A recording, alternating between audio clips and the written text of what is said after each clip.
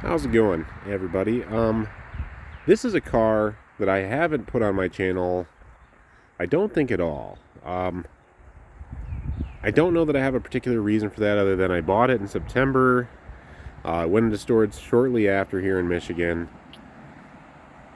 The road salt's been clear for a while. We haven't had much snow, but anyways, I guess honestly, I'll touch back to the reason why, I suppose. So this is a 2021 Challenger Scat Pack. It's a 6-speed manual, 392 obviously, 485 horse, 475 torque, total base model Scat, 245 all seasons all the way around, standard heated seats and heated steering wheel. The only option this car has is the in-dash navigation, which we all know is pretty much obsolete because of Android Auto, Apple CarPlay. Powerful car. In terms of power, maybe not power to weight. So this has been my weekend hobby car for the end of last summer and this spring. Fun car. I got it with 8,500 miles on it. But as you guys know, the automotive market, not super hot. Interest rates are high. Nobody's shopping right now, so this thing's just depreciating. I thought the end of the cycle of these cars, they're going out of production. Maybe it holds its value. Wrong. The Mustang performs better in every measurable way. It's still in production and they're under MSRP. So, with all that taken into consideration, I decided it's time to jump ship. It is fun. It's comfortable. But it's just not... It's terrible on gas. And that's to be expected, right? But I've had 6th-gen Camaros. I mean, this thing butt chugs fuel. And it's because it's just so heavy. That's fine. That's not even a determining factor. It's there. Anyway, so it's been fun. But I'm selling this car, and I've actually already bought my next hobby car. And I think it's kind of hilarious where I've come. Full circle. The car is directly to my right. Full circle. Selling my 485 horsepower Scat Pack for a C4 Corvette. Now, you might say to yourself, well, one of two things. Either you're going to say, hell yeah, same, I would. Or you're going to say, what the hell's wrong with you? I can answer that question to the best of my ability.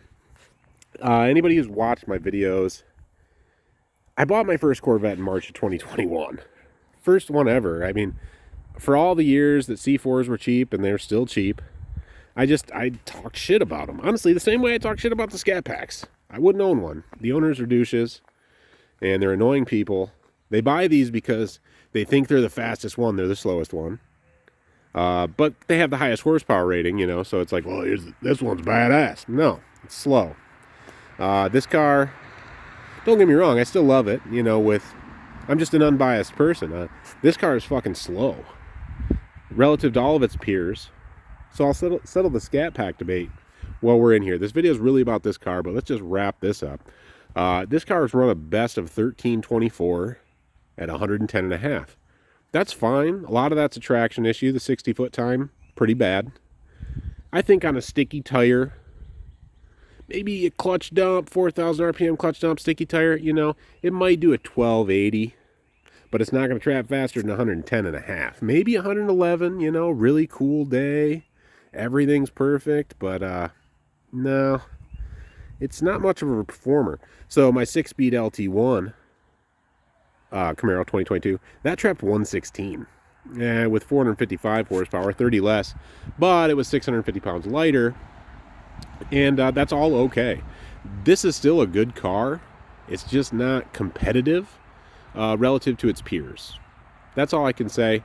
A lot of fun, super comfy, big trunk, muscle car feel, and that's what it is. So it's not fair to compare it to the Mustang Camaro, I suppose.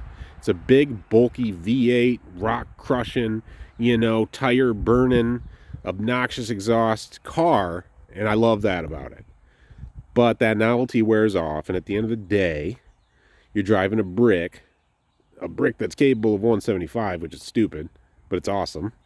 But, again, left me wanting more. So it's depreciating, whatever, just blah, blah. Why this car is special is because they're dirt cheap. The fun for dollar on a C4 Corvette is still 20 years running or more, off the charts and unparalleled. So this one, kind of in I guess in the fashion of a lot of the other ones I've owned, just happens to be an LT4. I've owned 6 C4s since my first one, almost exactly 3 years ago. 85 Tuneport Auto. The next one I bought was my 96 Collector's Edition LT4. Great car. Had another LT4 Polo Green Z51. There's a video of that on the channel, both those cars. Then I went to a brief time period. I had a supercharged LT4, was blown up. I ended up selling that. It wasn't a project I wanted to take on. And then an 87 Z52 automatic. Now, what I learned from owning those cars was power, no, it's not the most important thing to me. These are adequate. They're good.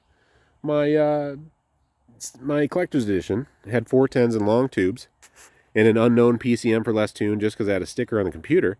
That car ran a 13.1 with just leisurely driving. Actually, I think I missed third on that run, but it trapped over 109. So potent enough for a weekend driver, you know, for Miata money, Boxster money, Z3 money, whatever you're going to buy in that, you know, say sub $15,000 price range. Yeah, this thing takes the cake. So this one's an LT4. 63,500 miles as of today. I just rolled that mileage over. I bought it yesterday. It's, you know, it's as near to a stripper as I've personally seen. Now, there's someone in the LT4 registry on Facebook who actually did one-up me. This car's only option is a power seat for the driver. It's the only option.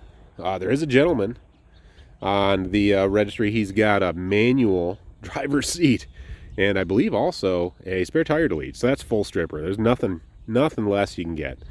So yeah, it's cool that it's a stripper car though, because it's a vet. You know, it's an LT4. The only option, technically, the LT4 was an option, but all 6-speed cars got it. It wasn't upcharge, but that's what this car was. So really, it was either ordered on a lot to be a cheap Corvette with a manual, because people drove manuals in the 90s, unlike now.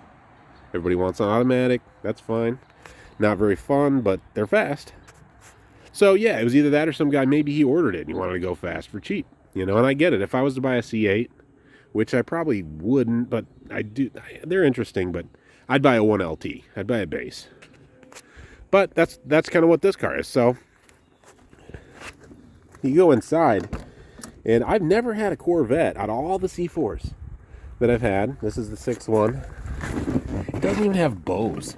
I thought they all had Bose. This one's got cassette. On the RPO codes for the stereo, it's just called 4-speaker stereo. I mean, that is it. Cassette player, no CD, no Bose. It's honestly pretty good. I mean, it's Lumina, Chevy Lumina level stuff, but that's fine, man. That's all I need. You save the weight of the amplifiers, we'll say. And manual climate control. You know, you just got your slider knob for heat. Where do you want it to go and how fast? And that's it. No automatic climate control.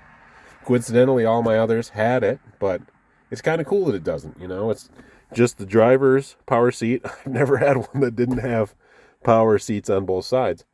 So that's pretty cool. See the gauge cluster there, the 8,000 RPM tach, of course. A lot of fun, man. A lot of fun. Cool car. The no options thing, to a lot of guys, you know, they'd be like, oh man, you know, it goes both ways. There's certain guys that like high option cars, and there's certain guys that like low option cars. I guess I'm a little of both. But in a performance car, there's something cool about a stripper model. Like, I think a loaded Ford Tempo is like, that's cooler than a base Ford Tempo, just because why? But a stripper Vet or whatever, stripper Fox body Mustangs, you know, radio delete cars, that's cool shit. So anyways, under the hood here we've got standard issue LT4. Please, can I dispel the rumor now? Just because it says Grand Sport does not mean your car's a Grand Sport. All the LT4s say that. It's the same engine. The designation's there because, I don't know, marketing, or maybe they just made one plenum cover. I'm not sure. But it's the same engine, you know, the Grand Sport V8 if you want to call it that, but it's the LT4. I've talked about the special things about this engine in the other video where I go over my Z51, so I won't touch on that, but 330 horse, 340 torque, 3,200 pounds, a hood that opens really cool, flip-up headlights, manual transmission. It does have traction control, but you hit the button once, all nannies are off. It's got ABS, you know. It's got everything to keep you straight as long as you're not a bonehead, I guess. And really, honestly, the car's in pretty good shape. There's one paint chip I saw here. I mean, even on the bumper, like, look how clear those lenses are. But also, there's some bugs on it. There's not even really any stone chips. It's crazy. It does need some work, though. The rear tires are new. The front tires are from 2011, so I do have to replace those. I'm actually going to try to find some 9.5 rear wheels to put on the front. This has 8.5s in the front, obviously, base car. So I can do like a square setup with 275s, kind of like a Z51. And it also needs shocks. These are definitely the original Bilsteins. I mean, there's no way they're not. This thing's, yeah, they're blown out. And that's fine. That's normal Corvette stuff. That's, you know, they sit a lot, so. But the one other thing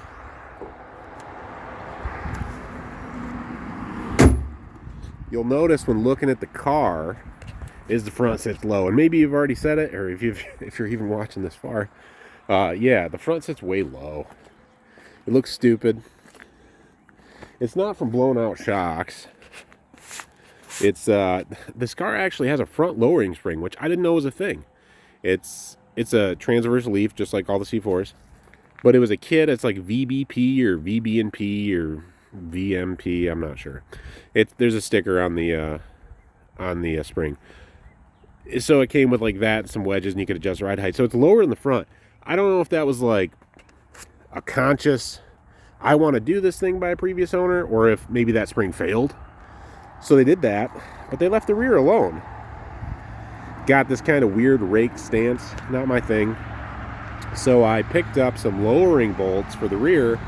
A lot of guys lower the rear of these when the front's stock. That looks stupid, but I think this will be the right application, excuse me, for a lowering spring for the rear. So I ordered some from Van Steel, and I'm hoping to just level it out, you know, bring this down just a little. And I think actually at that point, yeah, it'll look pretty nice. I'm torn.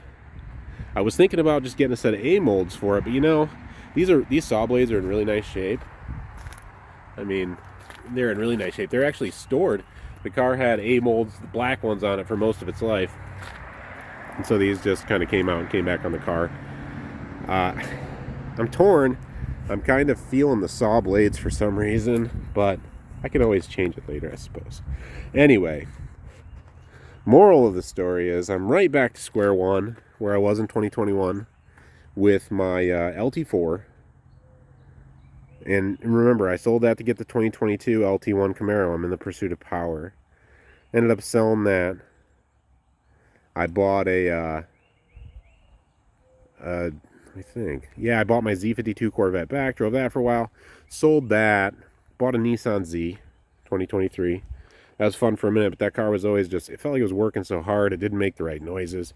I liked it, it was fun, but I mean, I knew that I could get my money back, so I broke even, sold that, and I bought a SS1LE 6th gen. Great car, but it was an automatic. Shift super fast, also super boring. Novelty wore off. Phenomenal car, don't get me wrong. SS1LE 6th gen, that's a beast. But for me, I'd need it in the manual to stay engaged and interested, which was why I bought this thing. I needed a manual again. I'm like, well, I need a manual. I've had a couple 6th gens. The 24 Mustangs were just kind of like becoming a thing. They were over MSRP. They weren't really around. I was like, no. And I didn't want to buy the last body style because I knew that would depreciate. So I'm like, let's go Challenger. Anyways, cool car, fun. But the fact is, hot take, between these two, in 10 years, which one would I rather own? The Vette. And that's because relative to its value now, you're going to be sitting better on this. I can almost guarantee it. The only variable will be if we go full EV. These might pick back up if we go full EV. But I don't know. It doesn't matter. You're going to lose anyway with cars. The fact is, hot take, C4 with an LT4 and a manual. Obviously a manual. They're all manuals. LT4 Vette is more fun than a Challenger Scatback. Deficit of power and all, doesn't matter. This thing only traps, 110 and a half. This thing with headers will trap 109. And it's a death trap for sure, but it's a hell of a lot cheaper. Hell of a lot cheaper, and it won't depreciate, and there's parts readily available. This is a clean slate. You can't make this Challenger do what this car can do. And this chassis was designed in '84. You know, this is a parts bin special. You know, we all know how these were built with the S-Class front suspension and the E-Class rear suspension, whatever. Super cool car, but it has limitations.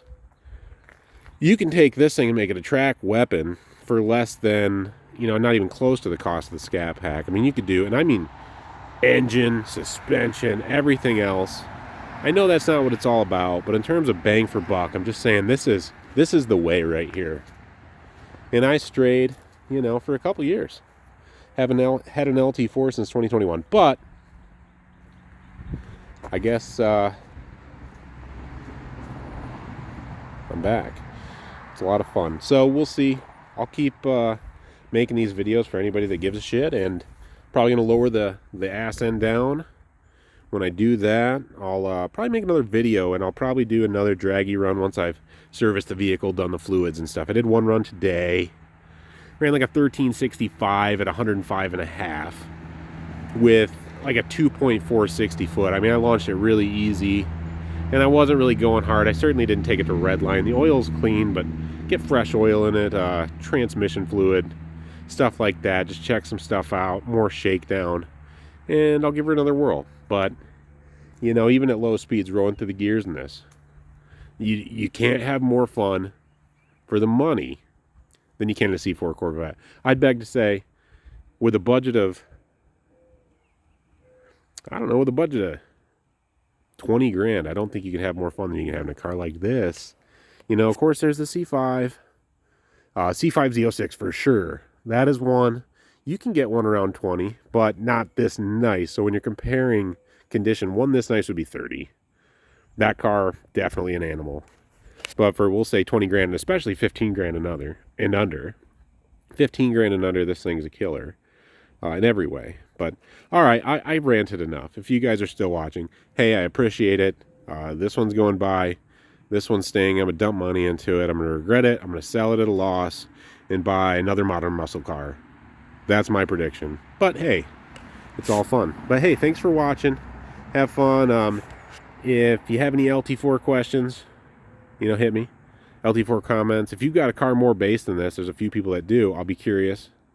And also, I'll be curious what you think about the Scat Pack versus, you know, C4 thing. If anybody else has owned them both, or if you think I'm just completely out of my mind for this, well, I mean, I guess feel free to bag me out.